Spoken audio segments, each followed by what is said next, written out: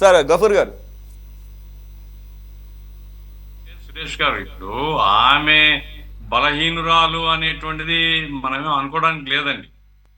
ఇది గవర్నమెంట్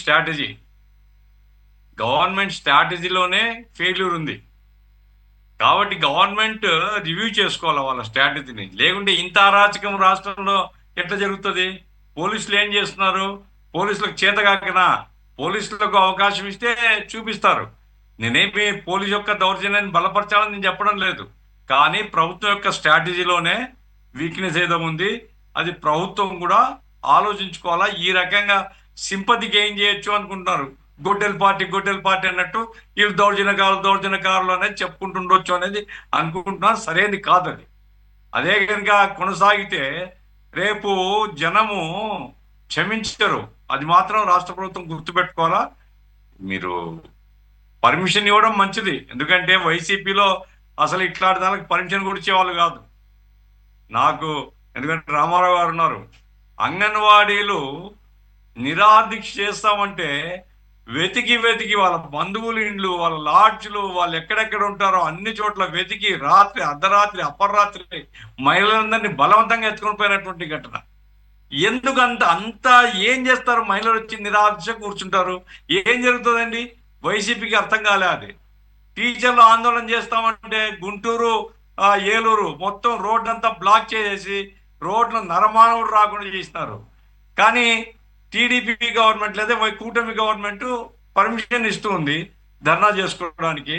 అయితే వీళ్ళు అరాచకం చేయడం ద్వారా వీళ్ళకి చెడ్డ పేరు వస్తుంది. అది వాళ్ళు గమనించుకోవాలా.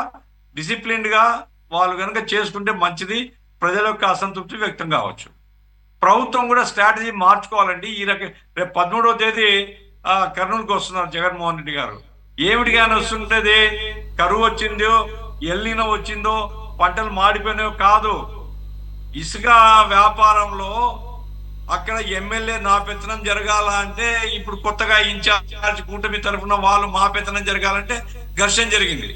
ఇప్పుడు ఆ విరూపాక్షిని కేసులో పెట్టి ఉంటే ఆయన పరామర్శించడానికి మరి రేపు 13వ తేదీ కర్నూలు ప్రోగ్రాం. ఇక కర్నూలు ప్రజలకు ఆ రోజంతా ఇక రోడ్ల మీద తిరగాల్సిన పని లేదు.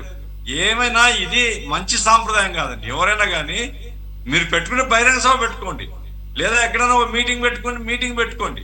కానీ రోడ్లన్నీ బ్లాక్ చేసి గంటల తరబడి రోడ్ షో అనేది ప్రతిదానికి ఇది సరైనది కాదు.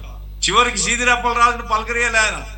సీదిరప్పలరాజు పరమార్శ, ఆ సీదిరప్పలరాజు ఎక్కడ పోయినాడో. కాబట్టి ఇది అసహ్యం అనిపిస్తుంది. దయచేసి వాళ్ళు ఆత్మహత్య చేసుకుంటే మంచిది. రామారావు గారేమో స్పందించారు, మేము కూడా సమీక్షించుకుంటాం, మా లైన్ ఇది కాదన్నారు. సంతోషం. అది రాబోయే కాలంలో అది చేస్తే బాగుంటుంది. రైట్. 2 రోజుల్లో అన్నారు కాబట్టి మీరు కూడా కర్నూలులోనే ఉన్నట్టున్నారు. మీరు కూడా జాగ్రత్త. అలాగే కర్నూలు ప్రజలు కూడా పారా హుషారు. ఒకసారి కొద్దిగా జాగ్రత్త పడండి.